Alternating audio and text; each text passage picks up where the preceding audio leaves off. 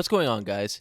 Today we're going to be going over everything you need to know about Omega Strikers. Be sure to stay tuned after the 101 for some pro tips to really up your game. To start off, Omega Strikers is a unique fusion of MOBA, or Multiplayer Online Battle Arena, and hockey. Some people think it plays more like soccer.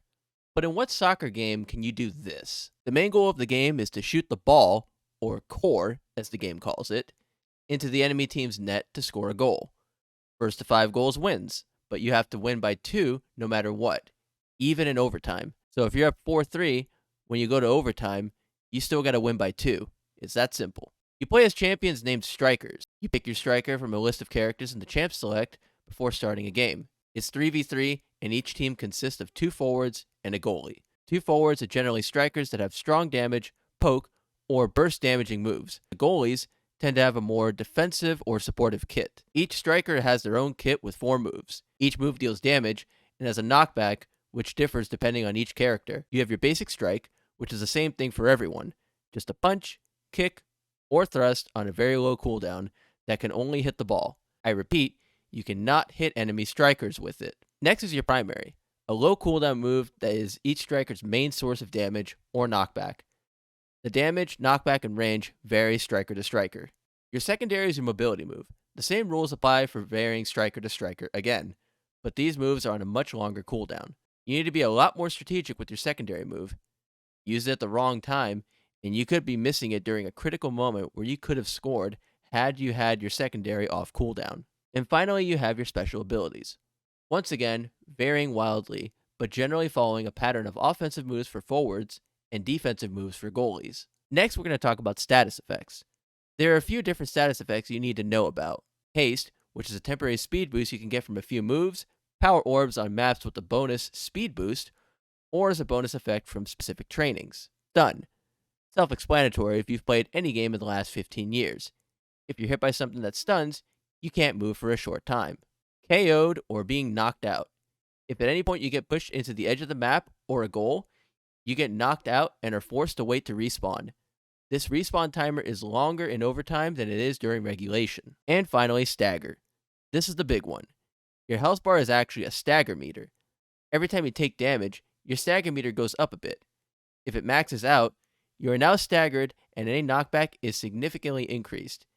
If hit by heavier hits, you can easily be KO'd from what you think is a safe distance. To help out your striker, you set trainings. There are 3 bonuses you can choose to buff up your striker.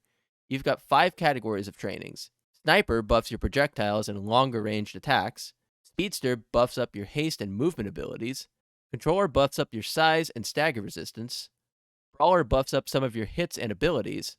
And lastly, Specialist are the weird ones. Each training does its own thing and are pretty situational. Each striker has 2 trainings they have to choose from a certain category, and then 1 they can pick freely from. Our best advice is to play around a bit in normals to get the hang of each character and how the different trainings work. Even if you are going to play everyone, having knowledge of each striker's kit will help a lot when playing against them. It might not be immediately obvious to some, but as you play, you have a level. As you level up, almost all of your stats increase. You gain XP by hitting the core, hitting enemies, knocking out enemies, picking up power orbs, and scoring goals. Generally speaking, forwards will be higher level than goalies because goalies don't really hit people, KO, or score goals, which is why there are power orbs that spawn in your goal to help offset that. But be careful not to leave your goal unattended to grab an orb. Now on to maps. There are 5 different maps.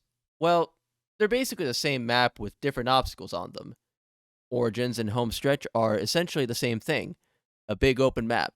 Side Streets has 2 choke points that make controlling the game a little easier as a goalie. Center Stage is a big diamond in the middle, forcing you to play up the sides, and Funnel has 4 diamond blocks in the corners, but it's basically the default map. There are also different boosts for each map. These change the power orb pickup bonus. If you're still with us, these are 9 tips I wish I knew when I started playing. Number 7 is something a lot of players struggle with. Tip number 1, choose WASD over MOBA controls. It's been stated before, but it can't be stated enough. WASD is superior to MOBA unless you're a god gamer with amazing mechanics. It's so much easier to move and shoot when you can walk backwards, but still be aiming forward. The MOBA controls feel better at first, but if you get used to them, it's hard to switch over to WASD. Tip number 2, figure out your position and strikers. You probably have a playstyle already from other games, so bring that into this game to get a head start on your opponents. Like to be in their face and beat up your enemies? Try forwards like X or Dracar. Like to play a more defensive striker? You can try goalies like Dubu or Atlas. Are you more of an offensive player who doesn't like to fight but control the map? Juno might be the striker for you. There's a striker for every playstyle. Tip number 3. Learn geometry. No, we're not telling you to take a high school course. We're talking angles. Don't hit the ball directly at the person standing 6 feet in front of you. Do a bank shot. Start walking up and shoot it down. This leads me to my next tip. Tip number 4. Pass the ball and get open.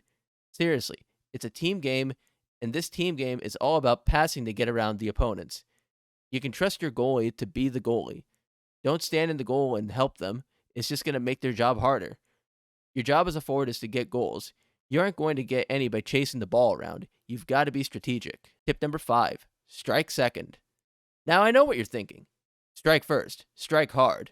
No mercy. Well, your basic strike has a small cooldown, but it can feel deceptively long.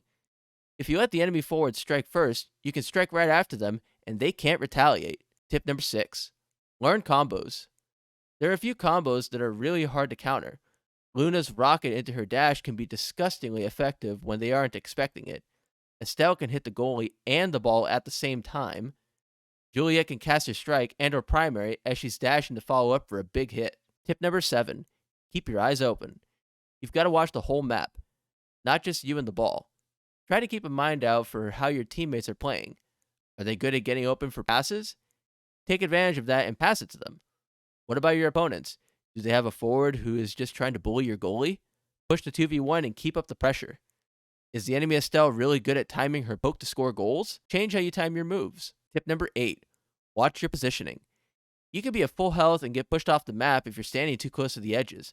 Always be mindful of matchups. This works the other way around as well. If you see your opponent right in the edge, punish it. Tip number 9. Don't take the game too seriously. At the end of the day, it's a game. You're probably playing it to have fun or relax. If you're stressing about your rating or a loss streak, you're not having fun. Listen, this game is very new. There's no need to get so bent out of shape when you're still learning. That being said, with all of this information at your disposal, you're now ready to go out there and have a much easier time getting those dubs. If you learned something today, be sure to leave us a like and subscribe to see more videos like this in the future.